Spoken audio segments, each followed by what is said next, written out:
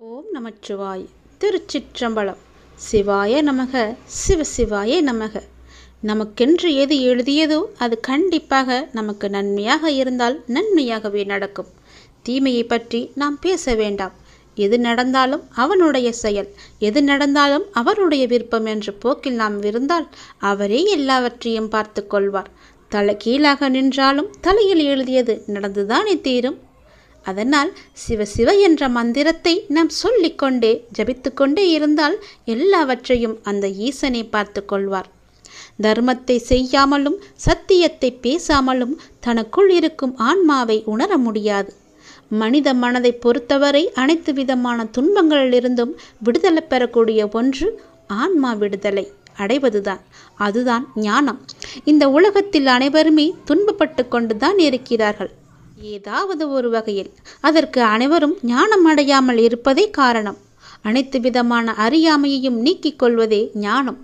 ஞானத்தை அடையாமல் எதை கற்றும் அதனால் எந்தவித பயனும் கிடையாது. தற்காலிக வாழ்வுக்கு வேண்டுமானால் பலவற்றை கற்றுக்கொள்ளலாம், வாழலாம். ஆனால் இது நிலையற்ற வாழ்க்கை என்பதை புரிந்து கொண்டு வாழ வேண்டும். நிலையான வாழ்க்கை என்பது ஒரு மனிதன் மெய்ஞானத்தை அடைவதே. அதற்காக உண்மையாக வாழ கற்றுக்கொள்ள வேண்டும். சத்தியத்தை பேச வேண்டும்.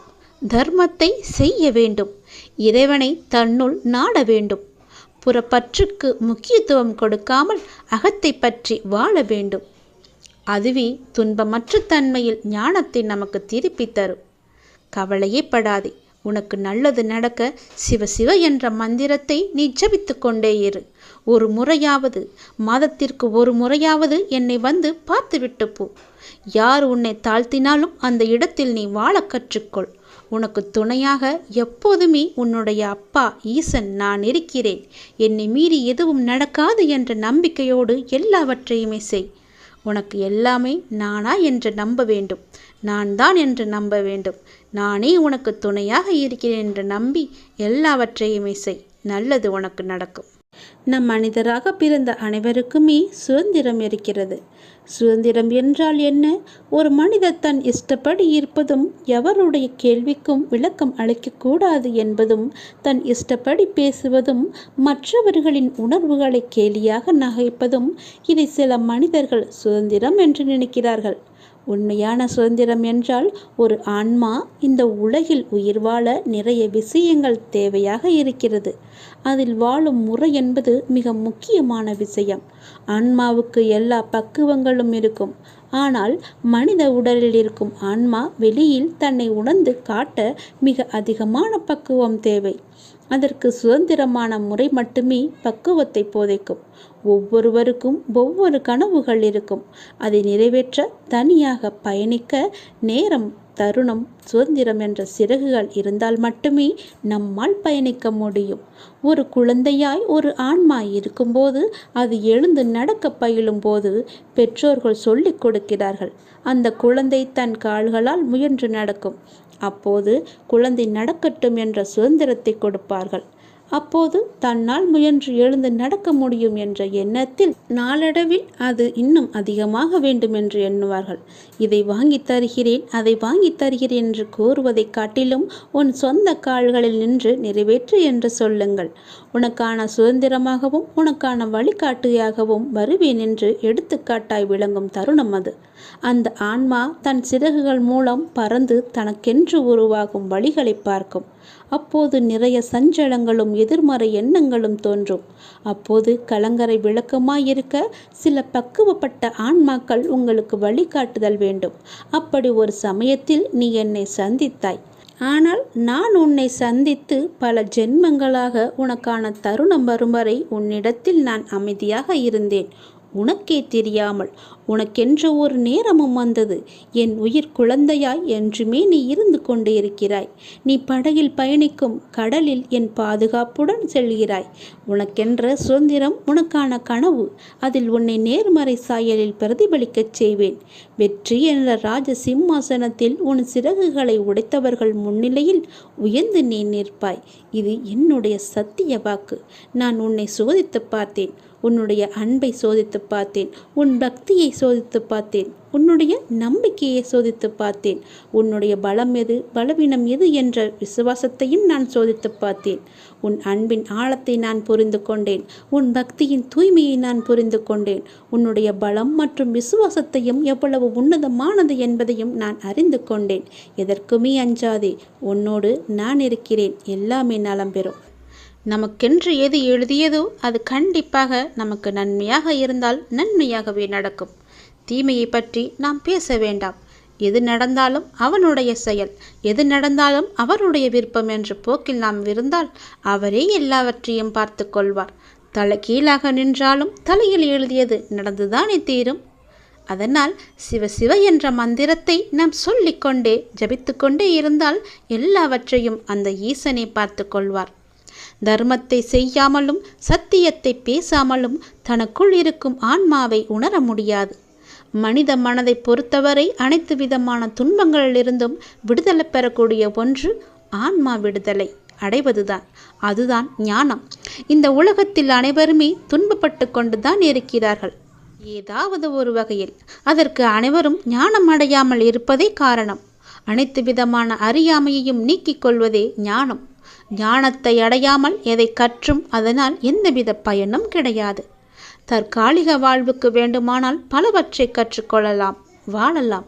ஆனால் இது நிலையற்ற வாழ்க்கை என்பதை புரிந்து கொண்டு வாழ வேண்டும். நிலையான வாழ்க்கை என்பது ஒரு மனிதன் மெய்ஞானத்தை அடைவதே. அதற்காக உண்மையாக வாழ கற்றுக்கொள்ள வேண்டும். சத்தியத்தை பேச வேண்டும், தர்மத்தை செய்ய வேண்டும், இறைவனை தன்னுள் நாட வேண்டும்.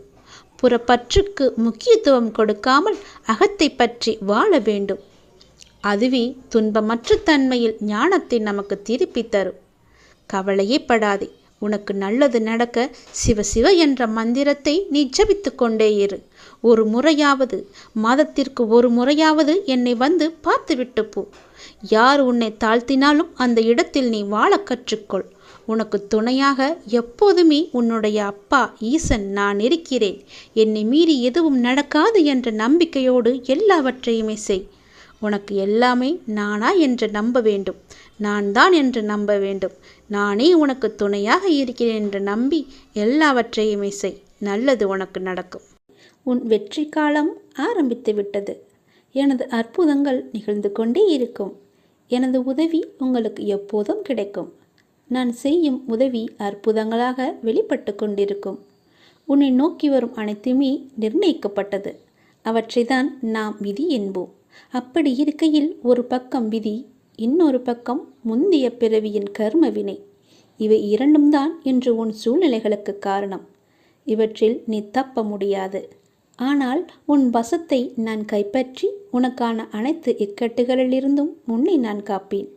ஒரு மனிதன் வாழ்க்கையில் ஜெயிக்க 2 பேரிடம் முட்டி மோதி சண்டையிட வேண்டும். அந்த 2 பேர் யார் என்றுதானே நீங்கள் கேட்கிறீர்கள்? யார் என்றுதானே யோசிக்கிறாய்? அது உன் மனமும் புத்தியும் தான். இவற்றை நீ ஜெயித்தால் நீ வாழ்க்கையின் அர்த்தத்தை உணர்ந்துவிட்டாய் என்று அர்த்தம். உனக்கான வெற்றி காலம் ஆரம்பித்து விட்டது. என் உயிரான குழந்தைக்கு என்றும் என் துணை இருக்கும். நான் சொல்வதை கொஞ்சம் நீ சிந்தித்துப்பார். செல்வத்தை விட மதிப்பு மிக்கது மகிழ்ச்சி. ஏனெனில் பணத்தை கடனாக வாங்கலாம். ஆனால் மகிழ்ச்சியை யாரிடமும் கடனாக வாங்க முடியாது. வாழ்வதற்காக வாழ்க்கையை தொலைப்பதுதான் மனிதன் வாழ்க்கை. வாழ்க்கையில் ஆனந்தம் வேண்டுமென்றால் உன்னை நேசி. ஆனந்தமே வாழ்க்கையாக வேண்டுமென்றால் உன்னை நேசிப்பவரை உண்மையாக நேசி. சம்பாதிப்பது மட்டும் வாழ்க்கை அல்ல. சம்பாதித்த பணத்தில் ஆனந்தமாக இருப்பதுதான் வாழ்க்கை என்பதை நீ உணர்ந்து கொள். வெற்றிக்கான தொடக்கத்தை முதலில் உங்களிடமிருந்து, உங்கள் மனதிலிருந்து, நம்பிக்கையிலிருந்து தொடங்குங்கள். பிறகு அந்த நம்பிக்கையே வெற்றியை நோக்கி பயணிக்க வைக்கும். விழிகளை திற, உனக்கு ஒளி கிடைக்கும். எழுந்து நடந்து பார், உனக்கு வழி கிடைக்கும். தேடிப்பார், நீ வேண்டியது எல்லாம் கிடைக்கும். முயற்சி செய்து பார், உனக்கு நிச்சயம் வெற்றி கிடைக்கும். பொய்யான அன்பு, பொழுதுபோக்கான பேச்சு, தேவைப்படும் போது தேடல், இதுதான் இன்றைக்கு சிலரது வாழ்க்கையாக இருக்கிறது. நீ மற்றவர்களிடம் நம்பிக்கை வைத்திருந்தால் திறந்த மனதோடு பேசு.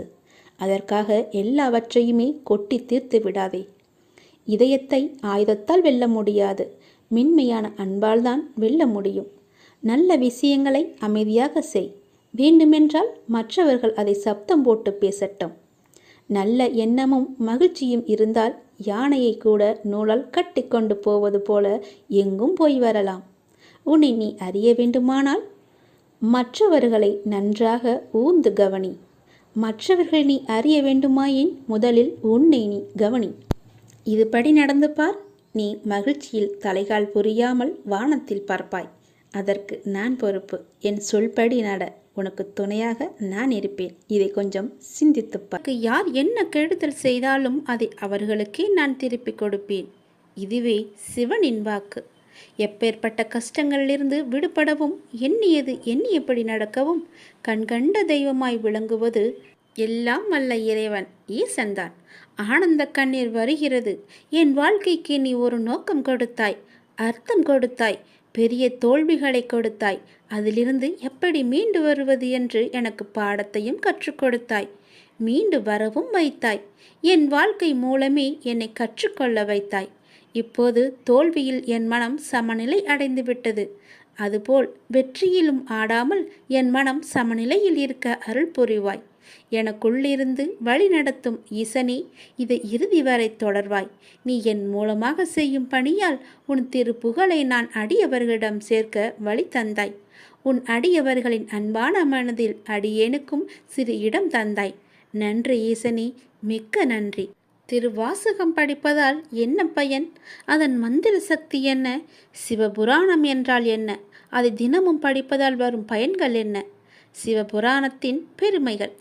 தில்லையில் ஒரு ஆணி மாதம் ஆயில்யம் அன்று சிவபெருமான் அந்தணர் வடிவம் தாங்கி திருநீறு பூசி மாணிக்க வாசகர் தங்கியிருந்த மடத்திற்கு வந்தார். வந்தவர் மாணிக்க வாசகர் பெருமானிடம், தாங்கள் எழுதிய திருவாசகத்தை நீங்கள் ஒரு முறை சொன்னால் அப்படியே ஓலைச்சுவடிகளில் எழுதி கொள்கிறேன் என்றார்.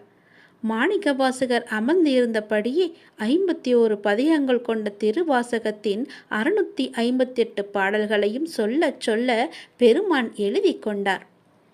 எழுதி கொண்ட திருவாசம் அடங்கிய அத்தனை ஓலைச்சுவடிகளையும் பெருமான் நாடரசார் சன்னதி முன்பு வைத்துவிட்டு மறைந்துவிட்டார்.